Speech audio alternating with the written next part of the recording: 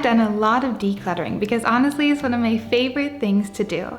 And I've gone through a few of these lists of 100 things to get rid of or 100 things to stop buying and declutter right now from your house. And now I have made a list of what to declutter from your home right now and what to stop buying, and what to keep. Yes, you heard me right. As a minimalist, I'm making you a list of what to keep during your decluttering journey. So let's start with the things I think we should declutter and also stop buying, because that's always the most important part, to not bring anything new into our homes once we've decluttered it. Number one is cooking utensils. No one needs more than 2 of the same cooking utensils, and 2 might even be a stretch. You don't need more than 2 whisks, but the last house I was in had 8 whisks. It's absolutely insane. Having a minimalist, decluttered kitchen with only items you use makes it so much funner cooking. The second thing to declutter is expired medicine. It's so satisfying to do because you simply look at the expiry date, take it to the pharmacy to return it, and don't put it in the bin, and your medicine cabinet will look so much tidier. Number 3 is documents that are over 7 years old or whatever the tax regulations are in your country.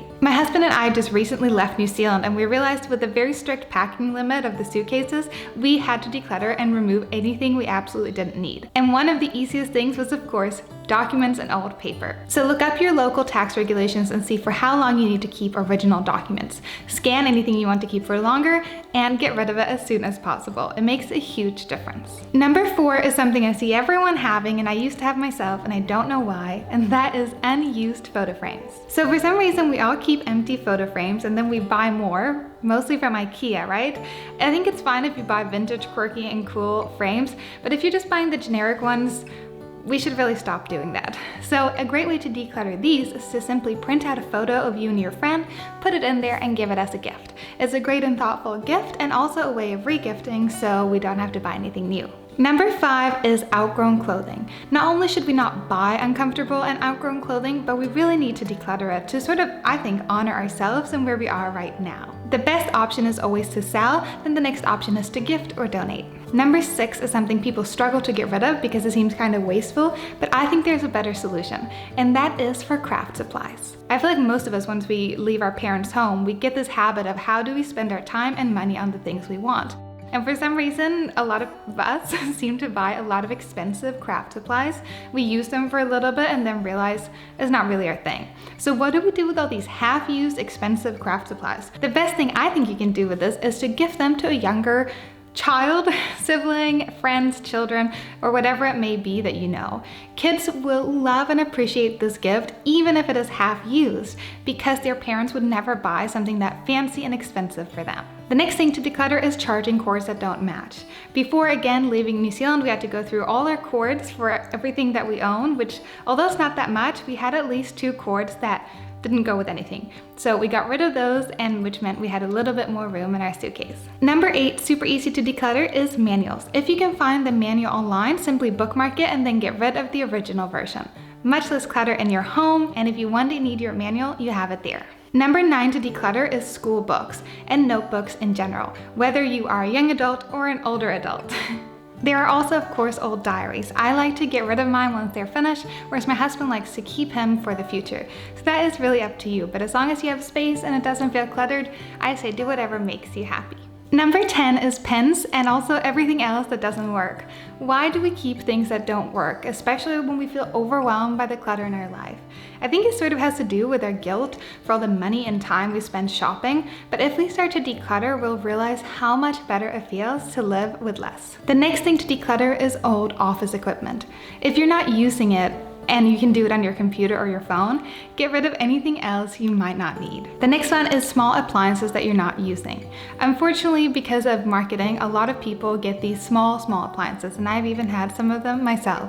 Air fryers, mini popcorn makers, onion choppers, whatever it may be, you've probably seen the ad, been convinced, and bought it for your own convenience, realize it's too hard to clean and too hard to deal with, and you might as well just use a knife.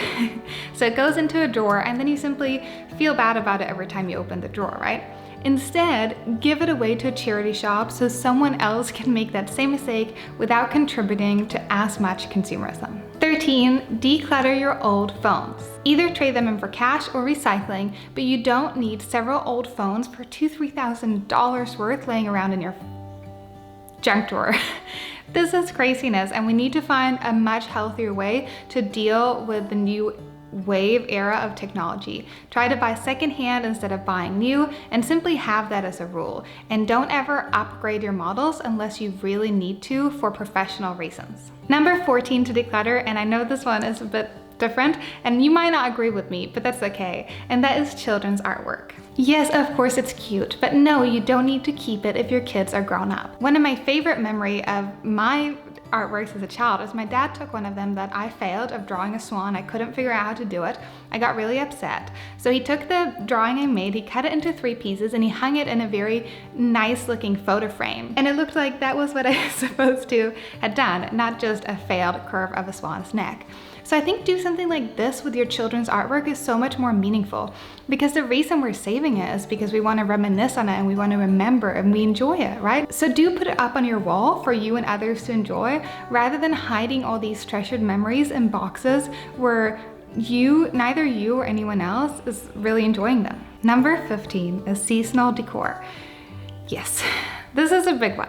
I'm going to be completely honest here. Seasonal decor is not as common in Europe because it is often tacky, plastic, wasteful, expensive, adds clutter into your home, does not look good under any circumstances, and no one enjoys putting them up or taking them down. Instead, change to organic, eco-friendly seasonal decor if you want to.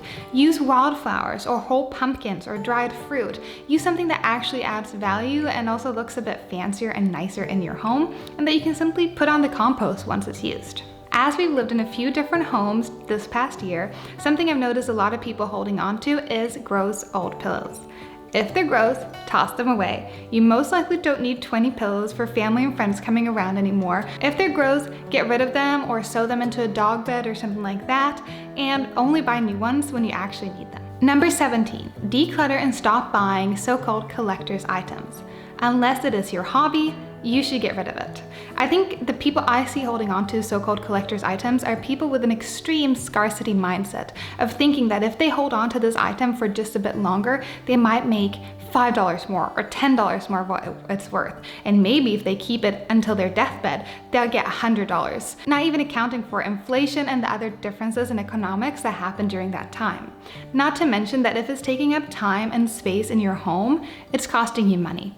So don't hold on to things if it doesn't make you happy, basically, and get rid of those and start a new and better habit. Number 18 to declutter is old tech boxes. Now you really don't have to keep these. All you can do is take a photo of the barcode and the important information and discard of the box. However, if you want to keep it as a decor item like I did when I was a teenager, you are absolutely allowed to. Number 19 to declutter is broken appliances. Again, I think we keep these because of our bad conscience of how much money and effort we're spending on accumulating things.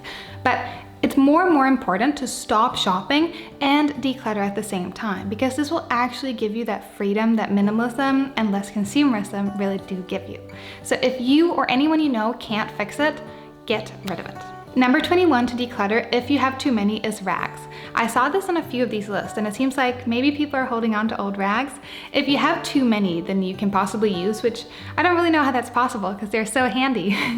But then give them to someone you know who likes working with cars or mechanics, because they most likely will need as many rags as they can get their hands on. Number 22 to declutter is stationery that you no longer use. Again, this is a great half-used gift for kids that they will absolutely enjoy and treasure. Number 23 is sports equipment.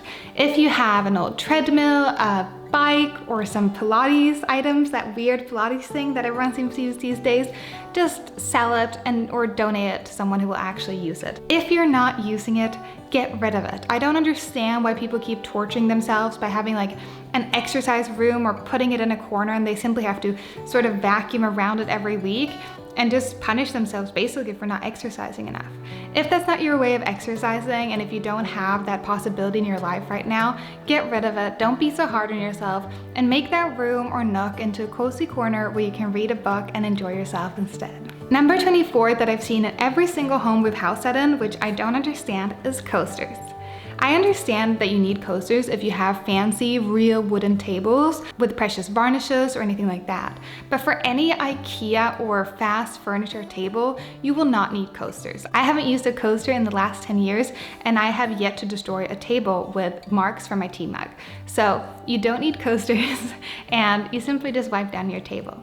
Number 25 that was on a lot of these lists, surprisingly, was anything you can't identify.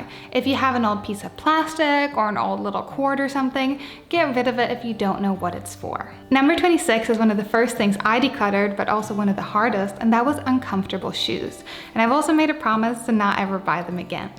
The only people who need uncomfortable shoes, yes, I have reasoning for you, is people who regularly go to fashionable or fancy events where they have the means to get driven there and back in some way, shape, or form. There will be little to no walking and little to no standing up, mainly for a photo op, and then you sit down for the rest of the evening or event. That's the only time uncomfortable shoes can be worn, since they're really not made to be walked in, and they also get broken, basically if you walk more than a kilometer in them. So stick to comfortable shoes, or maybe one pair of these shoes for weddings or special events, and don't buy any more. Number 27 is old digital cameras. We don't need our junk drawers to be any junkier, so try to get rid of everything in there. And one of these things I think are those old small digital cameras that at least I grew up with. These cameras, although basically useless today, are again a great gift for young people in your life. They can literally use it to try to experiment with taking their first photos, and maybe it'll even turn into a hobby. Number 28 that everyone has is excess pots and pans. I like to think of how many burners I have available. Do I have 4 burners on my stove? Yes, then I need 4 pots, because I literally cannot cook more or less at the same time. And we also all have to accept that despite consumerism and marketing telling us otherwise, we are not our grandmothers. My grandmother might have needed 6 pots and 3 whisks for her Christmas bake, but I will never ever do that. So I will never ever need 6 pots and pans. Number 29, which most of us in my generation are guilty of, is beauty appliances that we don't use. Check on the website where you bought them and see if they still have a satisfaction guarantee. A lot of them have a 100 to a year satisfaction day guarantee, so you can quite easily return them. And even if you have expired that waiting time, you might still be able to get a store credit. So try that, send some nice emails, and if that doesn't work, sell it to someone else so they don't have to make the same mistake. Number 30 to declutter is old toothbrushes. Yes, it's great to have a couple for cleaning, but you don't need more than a couple. And also, a lot of local areas have recycling programs simply for toothbrushes because they are so difficult to recycle. So do a quick Google and see if you can find anyone around you. Number 31 is one of the first things as well that I decluttered, and that was cheap jewelry.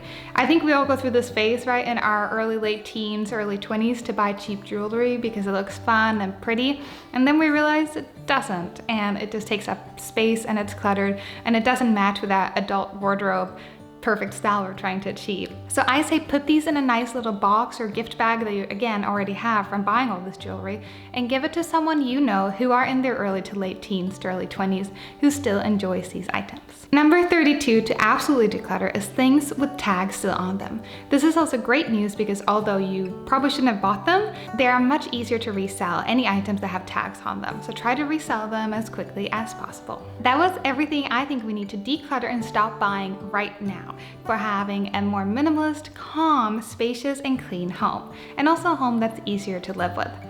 But I don't completely believe in the idea to declutter and throw everything away just because. And also, please don't start fresh. I don't believe in the sentiment. I think this is simply a way for us to deal with the overwhelmingness of having so much stuff that our houses are literally exploding. So we declutter it all and then we slowly fill it back up. Instead, we want to keep a few things to keep us from doing this and live a more conscious and eco-friendly life. So next part of this video is everything you should keep during your decluttering journey. So I really recommend that on this decluttering journey and minimalist journey that you declutter things that you absolutely don't need, and especially things that can have value to others. Whereas the other things, I think we gotta be a little bit clever and a little bit creative to try to keep ourselves, because that to me is true minimalism and sustainability. Thank you so for watching this very long video somehow. I hope you enjoyed it, and I'll see y'all next week. Bye.